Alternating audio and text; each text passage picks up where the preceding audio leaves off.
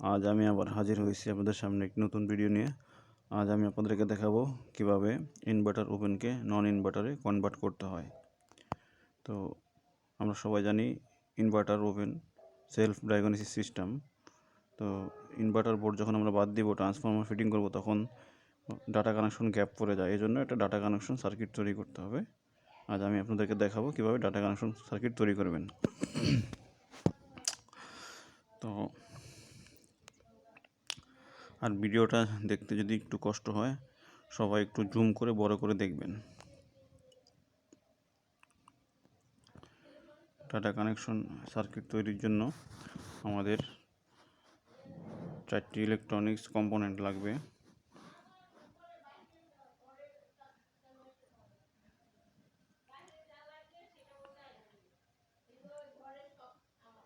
আমি একে একে সব বলছি, ভিডিওটি মনোযোগ সহকারে দেখবেন। আমাদের একটি 12K রেজিস্ট্যান্স লাগবে, এই যে দেখালাম 12K রেজিস্ট্যান্স। একটি ফটো কাপলার লাগবে, যে কোনো নম্বরের ফটো কাপলার, এবং একটি 1K রেজিস্ট্যান্স এবং একটি ডায়োড।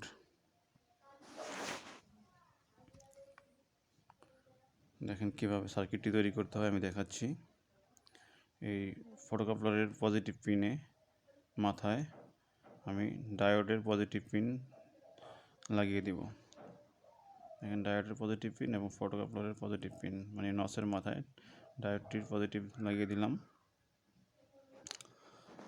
এরপরে আমি ডায়োডের নেগেটিভ সাইডে 12K রেজিস্ট্যান্স দিব। এটাই আমাদের ইনপুট লাইন, এই সাইডটাই হবে আমাদের input line, AC input line. এরপরে নসের ঠিক উল্টো দিকের পিনে, ফটো কাপলারের উল্টো দিকের পিনে আমি 1K রেজিস্ট্যান্সটি লাগিয়ে দিলাম। দেখেন হয়ে গেছে সার্কিট। এরপর আমি যেই সাইডে 12K রেজিস্ট্যান্স লাগিয়েছিলাম সেই সাইডটিতে ইনপুট ওয়্যার লাগাই দিব। ইনপুট ওয়্যারিং তার ঝালাই করে লাগিয়ে দিব।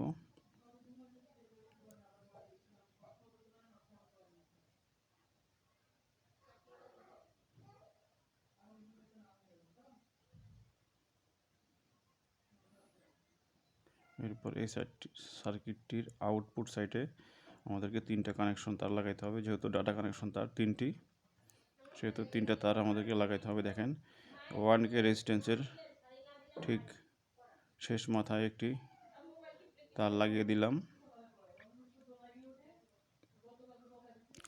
এরপরে ফটো কাপলার এবং রেজিস্ট্যান্সের মাঝ বরাবরের পিনটিতে একটি লাগিয়ে দিলাম ওয়্যারিং। আর বাকি একটি ফটো কাপলারের যে 4 নম্বর পিনটি আছে ওই পিনটিতে আমি একটি ওয়্যার ধরিয়ে দিলাম। মোট 3টি কানেকশন হয়ে গেল। দেখুন আমাদের সার্কিটটি তৈরি হয়ে গেছে।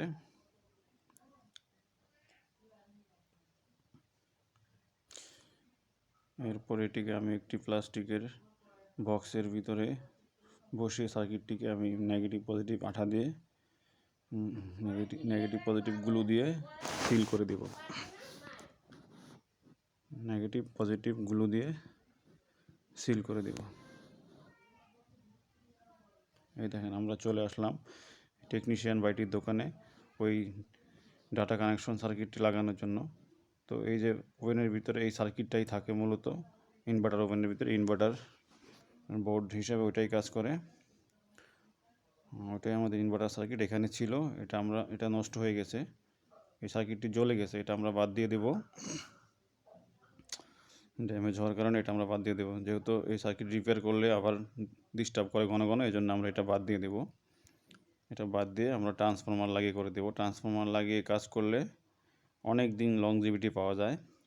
আমার অভিজ্ঞতায় বলতে পারি 4-5 বছরেও কিছু হয় না একটা ট্রান্সফরমার দিয়ে নন ইনভার্টারে কনভার্ট করে দিলে একটা ওভেনকে। এই দেখুন আমরা এই ট্রান্সফরমারটি এটাতে ফিটিং করবো, এবং এই যে আমাদের এই ডিভাইসটি নিয়ে আসছি আমরা, যেটা ডাটা কানেকশন সার্কিট আমি তৈরি করলাম, আগে দেখিয়েছিলাম আপনাকে। এই ডিভাইসটি এখানে নিয়ে এসেছি, ডাটা কানেকশন সার্কিটটি। এটাকে আমি এভাবে সিল করে ফেলেছি গ্লু দিয়ে, এভাবে সিল করে ফেলেছি গ্লু দিয়ে। এখন আমাদের ফিটিং হয়ে গেছে ডাটা কানেকশন সার্কিটটি। এখন আমরা দেখেন এটাকে চালাবো, ওভেনটিকে চালাবো। দেখেন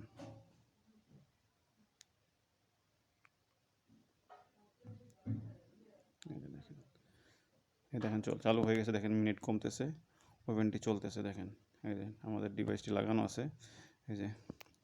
এই যে 3 তারের ডাটা কানেকশন এখানে আমরা করে ফেলেছি। 3 তারের সাথে 3টা তার লাগিয়ে দিলে হবে।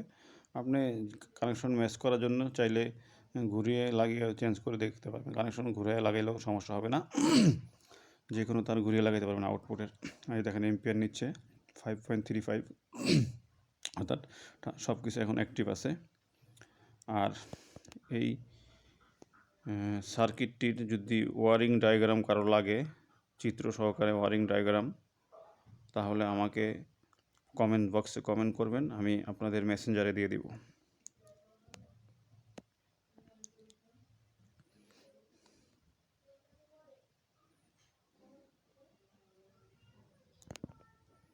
দেখেন ওভেনটি চলতেছে, মিনিট কমতেছে।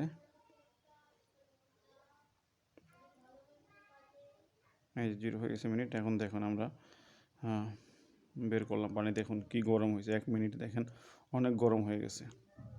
দেখেন 1 মিনিটে অনেক গরম হয়ে গেছে। এই ছিল আজকের ভিডিও। আর নিত্য নতুন ভিডিও পেতে আমাদের সাথেই লাইক শেয়ার দিয়ে আমাদের পাশে ফলো দিয়ে আমাদের পাশে থাকবেন। আমি আবার বলছি, যদি কারোর এই ডায়াগ্রামটি লাগে তাহলে আমাকে কমেন্ট বক্সে কমেন্ট করবেন।